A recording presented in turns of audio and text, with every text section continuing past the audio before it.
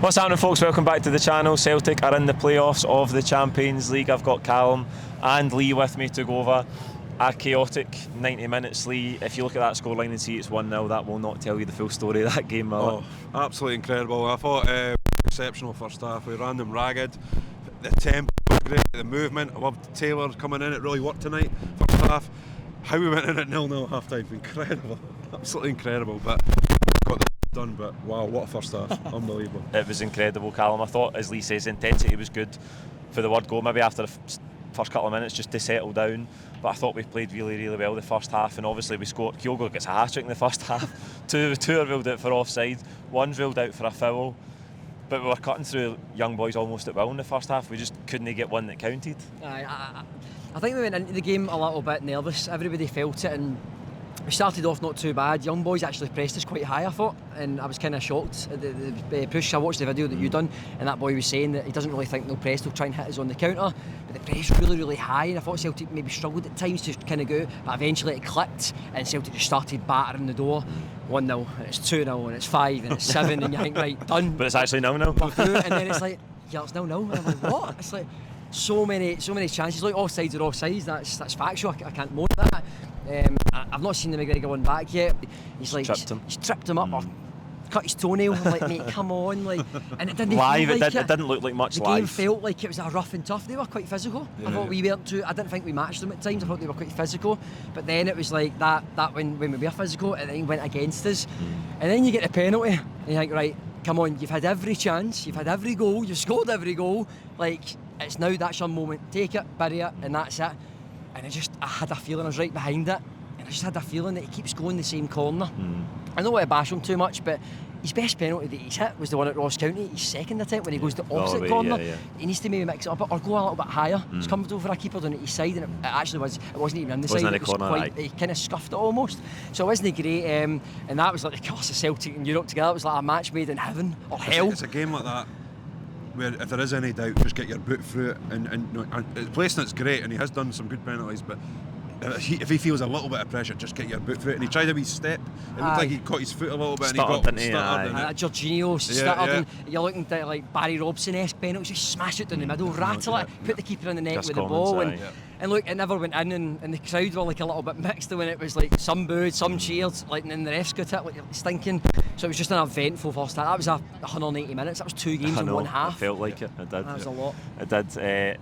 Callum McGregor wins the ball back for Kyogo's. I don't know if it's the second one. I think it's the second one that got ruled out for the foul. But I thought McGregor was right on it tonight. I thought he dictated the play in the first half. He's even putting it through boys' legs, taking up lovely positions in midfield and linking the play. I thought he was brilliant all night, Callum McGregor. He was really helping the team as well. I was watching him closely. He was kind of telling people where to stand. And he brought Johnson, I thought, had a bit of a poor game tonight, but he was up at him trying to get him going. So yeah, McGregor on the ball, off the ball. He got everything right tonight. He was really class act. Really. Well, we've talked a lot about Kyogo. Obviously, he gets 3 chances, he puts them away, but they're offside. And then second half, I thought, Callum, you're maybe looking for us to try and get an early goal because you felt obviously the longer it went on, the nerves would grow in the stands, and the team would be nervous as well because of how much was riding on the game.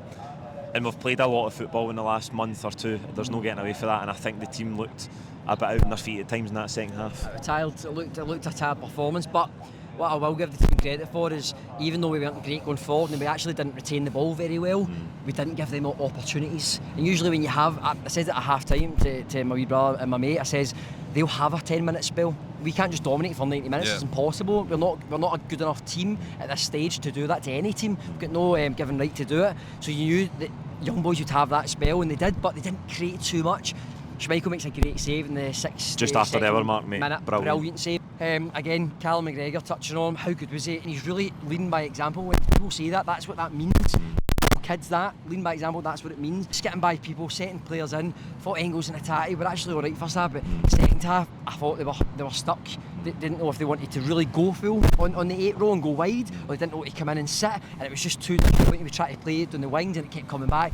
Kuhn, a lot of the times he didn't know whether to go over the top, come back, and then the left back just squeezed him and took the ball. So there was a lot of like tactical sides to that game, and we probably fell on the wrong side of it, but we still didn't concede on the second half, but we didn't concede, and that's the most important part at this level.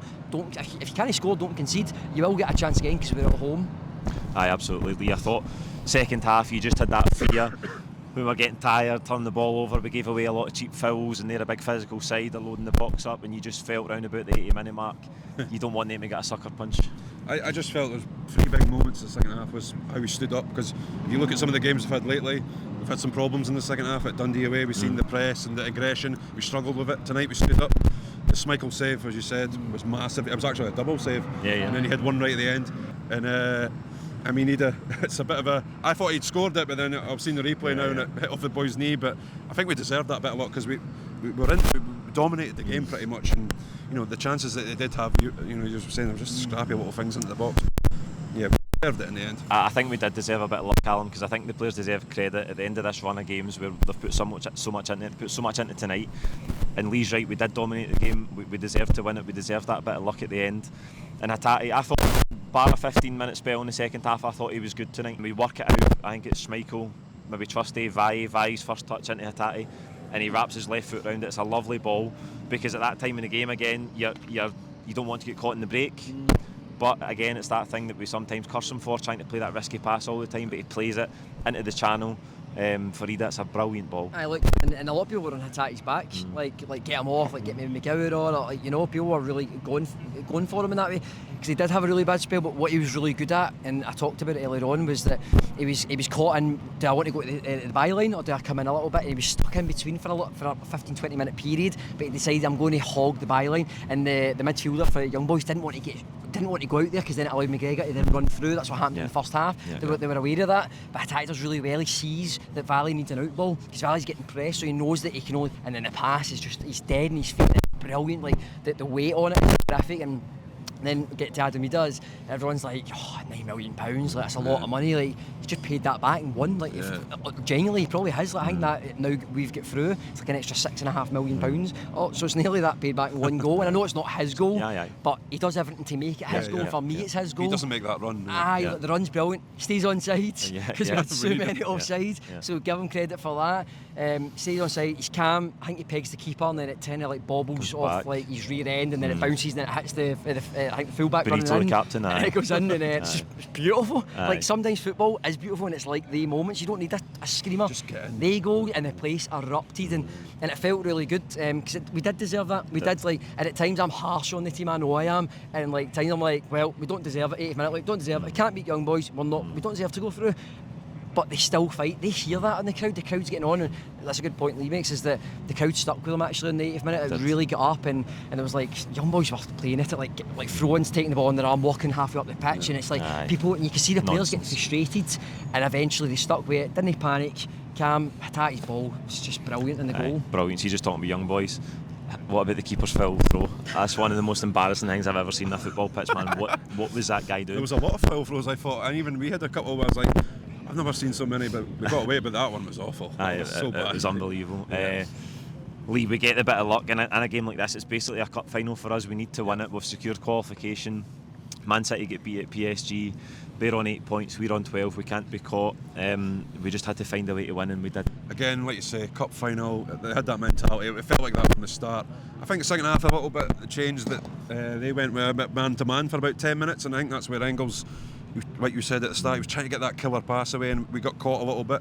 I think once we worked it out, we started playing around the back of them again, but Rodgers, when it comes to these big games, his big mantra is don't panic, keep doing the same things, and we got the win eventually. But to think now that we can go down to Villa, enjoy the night, can we go and get a result?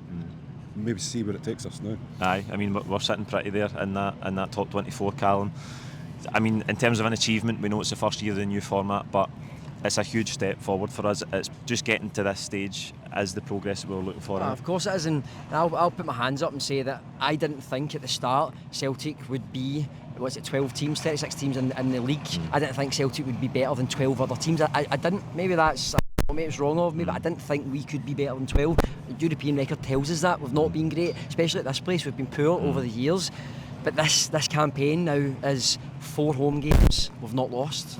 and that's something to build on. At Atlanta, Unbeaten in 5. like unbeaten in 5. Like what is that? 7 games we've lost 1. That's brilliant for a team of us. Like I'm not blowing a trumpet because I'm not getting carried away because we've won. Look at some of the teams that are still below us as well. Well, there's Man City on 8 points and they're just throwing money at I think it's like 50 million on the new boy for Frankfurt, like just throwing money away. That shows you the levels that we're trying to compete with. And I know we're not against Man City. Dortmund are, I know they beat us, but Atlanta are a very strong team and we get a result over there. So we've shown that we can grow in this competition. We can play different football at Atlanta. We can stay defensively. That gives us a boost of whoever we might get in the draw. If it is a top team, we know if we can go away at home and we can replicate that type of result in Bergamo, it gives us a chance back here because we've been undefeated now here. So that's a real big positive for us going forward, I think.